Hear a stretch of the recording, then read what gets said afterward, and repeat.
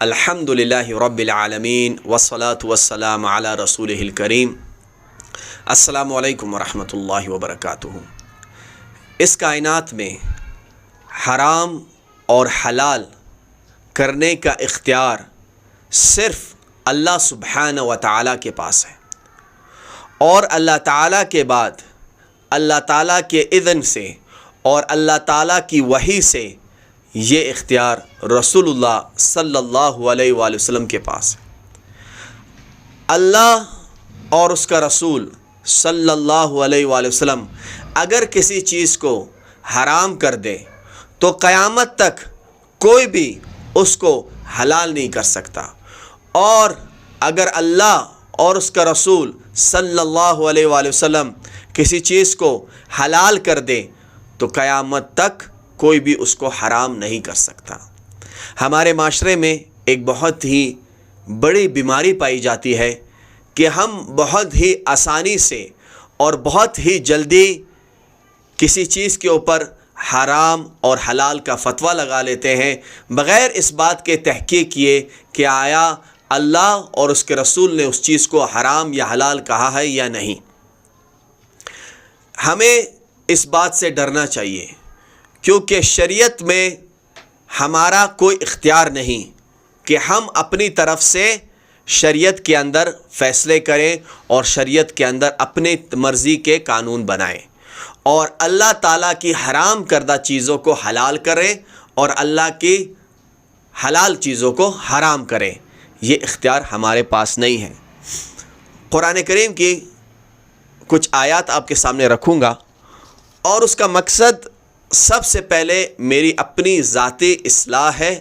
اور اس کے بعد آپ لوگوں کی اصلاح ہے۔ ان آیات کو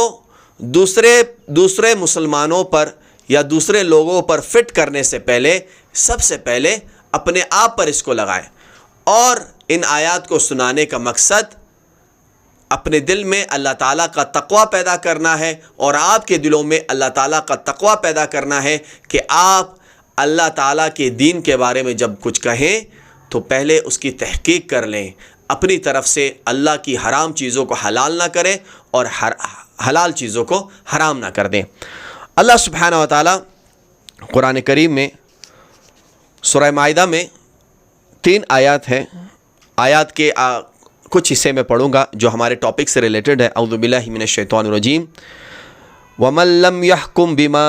أَنزَلَ اللَّهُ فَأُولَٰئِكَ هُمُ الْكَافِرُونَ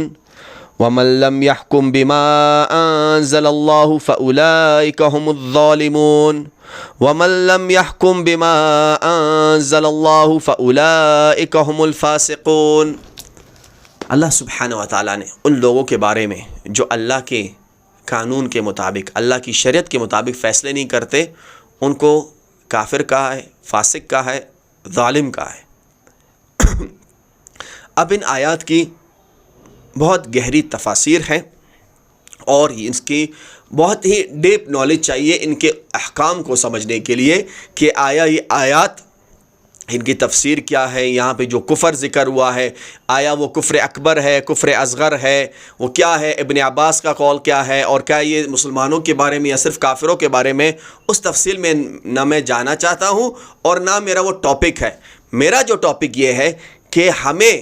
ان آیات کو پڑھ کر